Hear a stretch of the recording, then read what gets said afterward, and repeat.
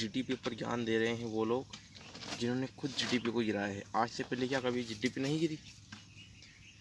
महाराणा प्रताप के समय भी अर्थव्यवस्था उनके राज्य की इतनी ख़राब थी, लेकिन उन्होंने कहा था कि घास की रोटियां खा लेंगे लेकिन कभी दुश्मन के सामने नहीं झुकेंगे। और आज भारत भी वही कर रहा है श्री नरेंद्र मोदी जी के नेतृत्व में।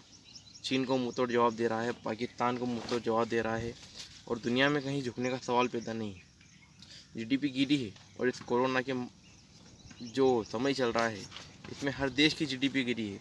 अमेरिका हमसे कितना आगे है, जिसके बावजूद भी उनकी जीडीपी -35 है और हमारी उनसे कुछ भी कम ही गिरी है।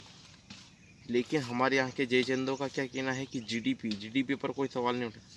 जीडीपी पर सवाल उठाएं कैसे, क्योंकि जीडीपी तो हर देश की गिरी है। लॉकडाउन लगा था, करीबन 5-6 महीने हो गए हैं कोरोना को और ज़्यादा हो गए हैं।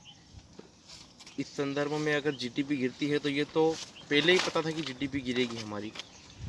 और जीडीपी गिरने, लेकिन लोग तब नहीं बोलते हैं जब दिल्ली में दंगे होते हैं सीएए कानून के विरोध में और 17,000 करोड़ रुपए की जो प्रॉपर्टी है, सरकारी संपत्ति, वो ऐसे ही फूंक कर राख कर दी जाती है, जला दी जाती है। तब कोई जीडीपी के बारे में कुछ नहीं बोलता है। जीडीपी का ज्ञान सिर्फ उसी समय पर आता है जब कहीं पर चुनाव आ जाए और भाजपा के एक एजेंडा चलाना रहता है इन लोगों को। अभी मध्य प्रदेश में चुनाव है, जीडीपी गिरी हुई, सबको पता है जीडीपी गिरी हुई, लेकिन फिर भी किसानों को बीमा दिया गया है। किसानों को और 4,000 रुपये हर साल के लिए शिवराज सिंह चौहान जी ने कहा है। नरेंद्र मोदी जी हर साल 6,000 रुपये देते हैं। तो ये चीज़ लोग नहीं देखते हैं। जय हिंद। और जीडीपी का दुश्मन कौन है? जीडीपी का दुश्मन है वो एक शांतिप्रिय समाज जो बात बात पर देश को अपना तो कभी समझता ही नहीं है और देश को बात बात पर जला देता है। हज़ारों करोड़ों की संपत्ति फूंक देता है, यूं ही राख कर देता है।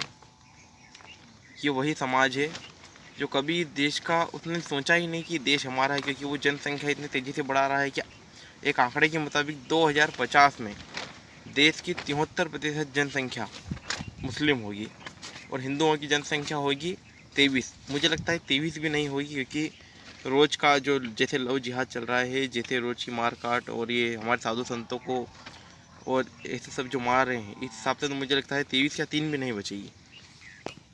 और जीडीपी का दुश्मन कौन है? जीडीपी का दुश्मन है वो एक शांतिप्रिय समाज जो बात बात पर देश को अपना तो कभी समझता ही नहीं है और देश को बात बात पर जला देता है। हज़ारों करोड़ों की संपत्ति फूंक देता है, यूं ही राख कर देता है।